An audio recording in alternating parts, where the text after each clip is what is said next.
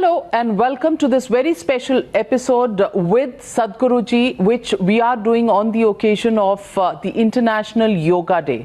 Sadhguru ji, namaskaram.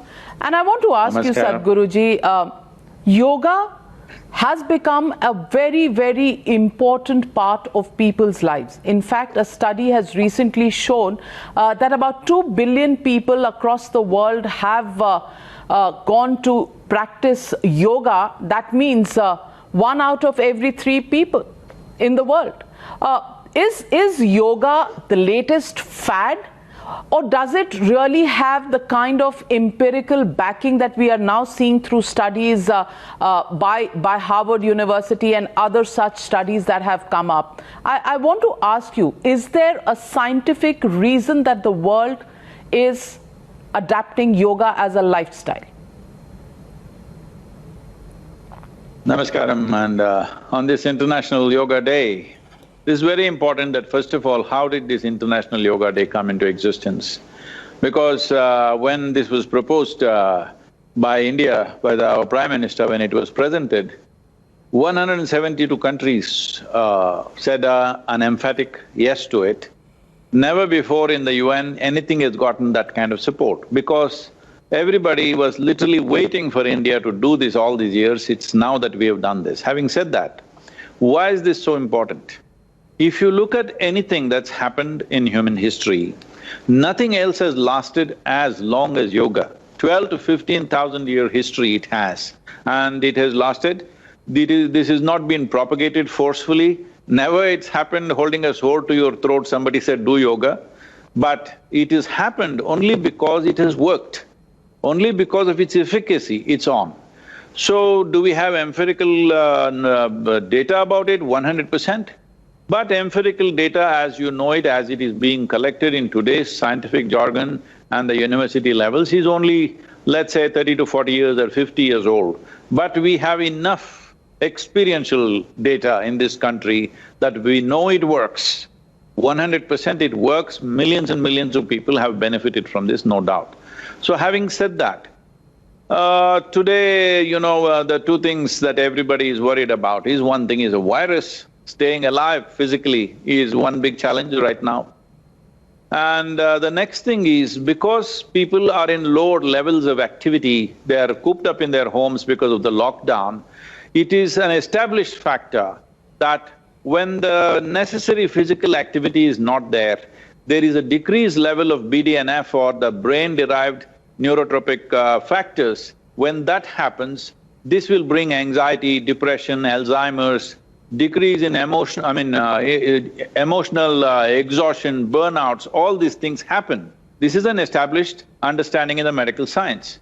But now, with the yogic practices, with the inner engineering practices, we have established that University of Indiana, professors from Harvard University, Rutgers and Florida University have done a comprehensive study where they're showing that the BDNF levels are 3-fold higher than a normal person, or it increases 3-fold within 90 days of practice. So 100% people are out of their depressive modes and other anxiety situations and all this, 100% they're out. There is now blood markers clearly showing this. This is not just sociological studies. These are actually very intrusive blood markers being studied, and we are clearly seeing this, and even genetic dispositions are changing by the yogic practice within 90 days period. Sadhguru ji, I don't mean to joke about this, but in recent research by a group of scientists, including professors from Harvard and Rutgers, they've mentioned there that there are really high number of anandamide released after yogic practices. Many people are questioning, isn't this the same thing that creates intoxication? So is yoga a substitute for a Friday evening or a Saturday evening drink? No, this is those people who are not in yoga, they're using Saturday evening as a substitute. You're putting it the other way around. See, look at my eyes, I'm always stoned 24 hours. They are getting stoned only on the weekend. Tell me which is better. So one is, there is what is called as endocannabinoids that is produced in our body. There are cannabis receptors in our brain and right through the body. We have receptors. Why are they there? Because it's expecting that you produce this endocannabinoids. When you produce this, everything is at ease, your experience of life, both physically and mentally, is very pleasant. When your experience of life is pleasant, you naturally function at a higher level of efficiency and capability. Human potential is fully realized simply because you are not an issue in your life. There are 1,000 issues to handle in our lives outside, but you should not be issue. If you yourself, your own thought and emotion is one big issue, right now people are going about as if it's your right to have a mental problem. They're saying it's our right. Oh, why are you saying it can go away? It cannot go away. Human beings have to live with this. Why? Because if people think their diagnosis is the nature of being human, I'm very sorry for that. The important thing is, a human being is capable of having mastery over his or her system much more than any other creature on this planet. So yoga is the science which explores this dimension. And tell me, if you were also… when we talk about this, we talk about three dimensions. One is intoxication. I'm putting that in the front, but it's actually the last one. Intoxication, intensity of our energy and our experience, intensity of our senses, and stillness within ourselves. These three dimensions, if they are on every moment of your life, you are never the issue in the world. Within yourself, you are never the issue. There are outside situations that need to be handled, we will do it to the best of our ability. You tell me, Navika, you're doing whatever work you're doing right now, it's demanding in these times, this work that you're doing. Tell me, can you do this better when you're feeling wonderful or when you're feeling stressed and depressed? Obviously, if one is feeling better, one performs to an optimum capacity at that time. So if you are generating your own endocannabinoids, you will be feeling wonderful every moment of your life. Your mood is at your best level, you're joyful, you're blissful. When you're like this, you will function at your best. This is something that needs to happen. Well, you said 2 billion people, I'm terribly disappointed with that because this was my mission when at the age of 25, when things exploded within me and I was dripping ecstasy, I thought, what is the problem? On that day, the population was 5.6 billion people. I thought in 2.5 years' time, I will make everybody blissful. But here I am, nearly 40 years after that. But 2 billion people, well, I don't think that's a good number. 7 billion people, when you say, I will say yes, because that is the purpose of International Yoga Day, that everybody should have tools of self-transformation and well-being with them. The tools of self-transformation, the tools of being able to manage your own well-being from within should not be in the hands of an institution or a guru, it must be in the hands of every human being. That is when you will see a better world. You're saying that, doing yoga can actually make you anxiety-free. But today, mental health is a real issue.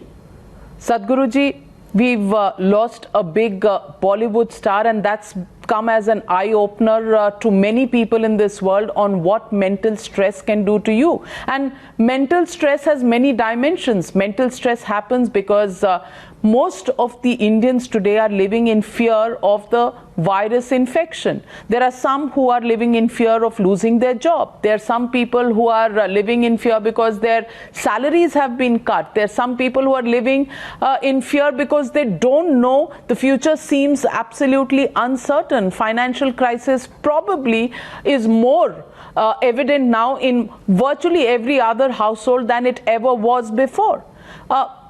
Do you think there is any scientific proof to tell us that mental health can be solved by yoga? Because the Bollywood star that I'm talking about was somebody who did a lot of physical exercises, was a very fit human being. How does mental health relate to this yogic practice? Well, when you say, is there any scientific evidence? What scientific evidence means is that there are certain markers on the level of our physiological level, which is usually the blood markers. There are certain genome markers. There is BDNF, which is an important marker, the neurotropic markers. All these clearly show you can not only prevent these psychological ailments by doing the right practices, but you can come out of it also if you do it the right way. Only problem is when somebody is in a state of mental depression or other things, getting them to do the practice is a huge challenge. It's a very big challenge. Unless there are dedicated people around them, supporting them in every way to make them do it every day, it won't happen. That's what we do here. I can show you thousands of people who have come out of various mental problems by doing that because we create a supportive atmosphere. This may not be possible in every home to make it happen. So the question is of application. If we can apply, will they come out of it? 100% it's possible. There are some pathological cases which are very hard. So there also we have seen such cases, whatever level of medication they were on, we have brought down that level of medication significantly. So about suicides that you're talking about, every year, 800,000 people are committing suicide in this world. Can you believe that? It's more than all the crime, murders, even wars put together, that many people don't die, that many people are taking their own life. This means every 40 seconds, one person is taking his own life. Only when somebody that you know dies, or only when somebody who is popular or significant in a society dies, everybody sits up. But every 40 seconds, somebody is committing a suicide. We need to really look at this. Why are human beings want to take their own life? Simply because we have not inculcated anything in our education system which tells us how to handle our physiology and psychological structure. There are many ways to put this. The simplest way to put this is just this. Most human beings have not been taught how to handle their own intelligence. If you had half the brain that you have, you would have no mental ailments. Because you have a certain level of intelligence and you have no training, you have no social situation where you're being taught how to use this to your well-being, now your own intelligence is turning against you. When your intelligence turns against you, it looks so hopeless, as if there is simply no way out of it. That is what leads to, people committing suicide. Some may be committing suicide because of their life situations, but a whole lot of them are committing suicide just because of their psychological situations.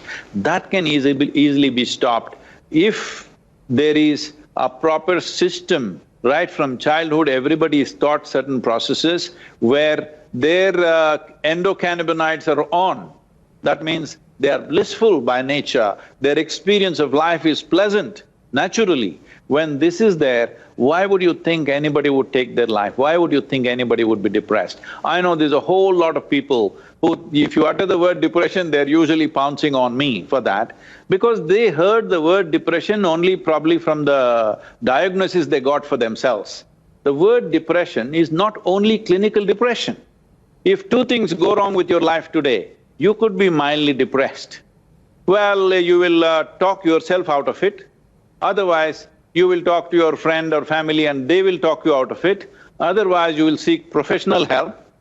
If there was no way out of depression, why would a psychologist sit with you and talk to you for hours? Obviously, he knows he can talk you out of it. And otherwise, chemical help. Right now, when it comes to chemistry, this human mechanism is the most sophisticated chemical factory on the planet.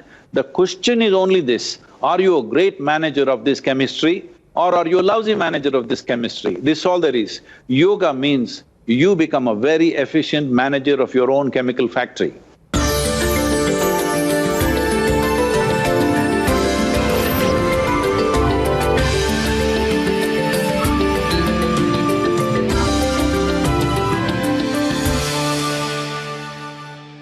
Sadhguruji, the Harvard study also shows a 50% reduction is perceived in stress if this chemistry itself changes. So I want to ask you, what comes first, the emotion of depression or the chemistry changes? chemistry changes occur after depression has overtaken us, or do they take place before the depression emotion takes over us? And how do we control it in a normal situation without paying somebody who's a professional in this huge amount of money for just talking us out of it? See, I think a whole lot of people, majority of the people, at one time or the other, they will start getting depressed because of some life situation. But within a few hours, they will talk themselves out of it. Either, some kind of inspiration they will use, either their love for somebody or love for the nation or love for something else, and work themselves out of it. Whatever matters to them in their life, they will use that to come out of it.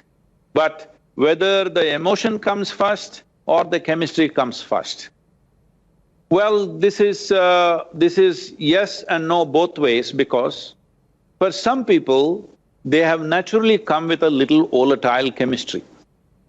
If I say something now, I must be very careful because people will again perceive this as something against women and things like that. Women have always a little more volatile chemistry simply because their physiology has a larger responsibility of bearing a child. Because of this, there are more fluctuating things happening in her body than compared to a man's body. So, the chances of chemistry causing emotion is very much more possible, not that it's not possible in a man, it is very much possible in a man also, but it is more tilted towards women. But thought or emotion causing chemical disturbances is more so in the male. If you really look at it in terms of gender, this is chemistry disturbing emotion and thought is more in the woman. Thought, because a man always thinks he's intelligent, this is a big problem. So, he will work himself into a place where his chemistry gets messed up. But a woman's chemistry is more volatile because to facilitate a childbirth, see, we are just thinking childbirth means, oh, it just happens. It is not a small thing, it is like a whole new creation happening, all right? So, the fluidity of our chemistry, sometimes when it doesn't function well, this fluid chemistry can easily throw emotional situations off. Many women, pre-childbirth or especially post-childbirth, they experience like they get depressed, they get hysterical, but naturally they will settle in a few months or so. They don't usually go for medication in this country. Now, they will create a protective atmosphere for that lady and she will come out of it. So, this is about chemistry causing emotional disturbance. But emotional stress or even the thought process going in a certain way can very easily disturb the chemistry because they're not too far away. One will reflect in the other very quickly. Well, Sadhguruji, I completely understand what you're saying, and I'm not one of those feminists who will question this because I've gone through childbirth, and I think what you say is very, very real. But I also want to ask you that the reasons are only increasing in the times that we live in. There are reasons due to the kind of pressures we feel because of the COVID virus situation. But there are also reasons that are extraneous, reasons we have no control over. For example, the China situation, the India-China situation. I want to ask you, Sadhguruji, this country has been a country that has wished and prayed for peace from times immemorial. Yet, this country has been ravaged by wars again from times immemorial. Today, when we stand at one such cusp, how do people really think about the uncertainty that is currently prevailing? There is anger which is directed towards a country. There is a whole lot of heightened emotion from people in the country. How do you think we have to manage this, and how do you think we need to look at this entire issue of China? This is not only about China. First of all, let's understand this. What we call a nation. Well, we like to say India is a cultural entity, this, that, everything. Yes, it's all true on one level. But essentially, a nation is a piece of geography. So except on the oceans, except in the oceans, none of our other borders are properly defined. East, west, north, nowhere is it properly defined. How do you make a nation like this? Is your western border clearly defined? No, you have LOC. Northern border, you have LAC. Eastern border, you know all the trouble, the perforated borders that you have. So after 75 years of independence, why have we not defined it? Because somebody did not understand what is a nation. We have fancy ideas, we will pray for peace.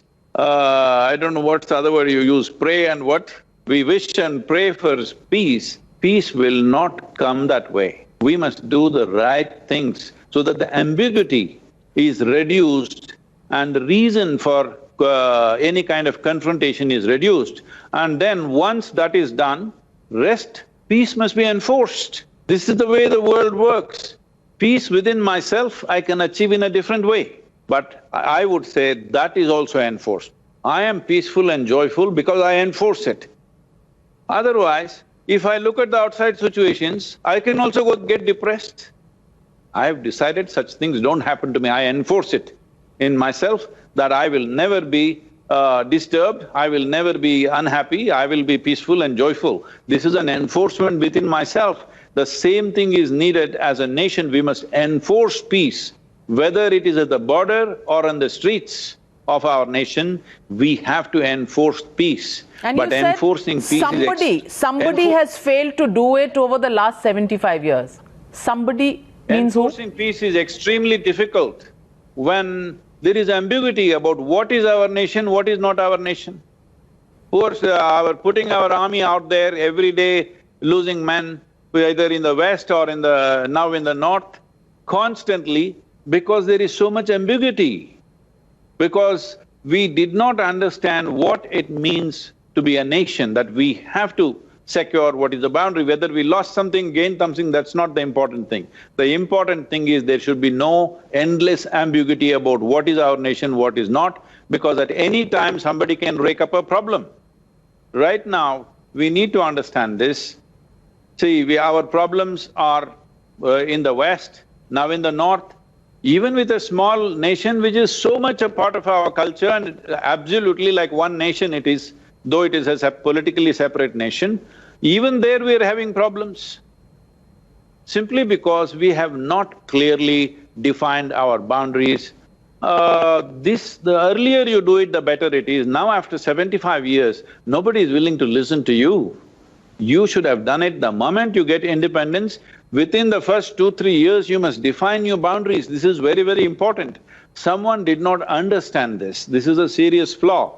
But this is the reality. Now at least we should strive to somehow define the boundaries of this nation so that every day we don't have to kill young people on our borders. Well, there is a political controversy, a political slugfest that is on, but when you say someone should have done it in the first 3 years of independence, I think the world and the country will understand what you mean by those words.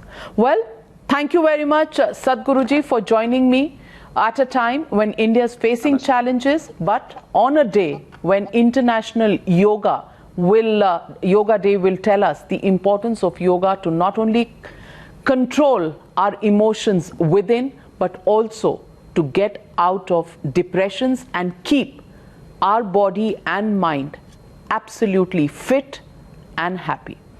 Namaskaram and thank you very much for joining. Various very simple and powerful practices being offered free to the entire world. Everybody should make use of it. This is not about controlling emotion, this is about transforming emotion. Either misery or joy is a choice. We must exercise this choice. Yes, and from misery you can create ecstasy, as Sadhguruji just explained to us. Well, with that, thanking Sadhguruji, we'll take a short break. Namaste. News follows on the other side.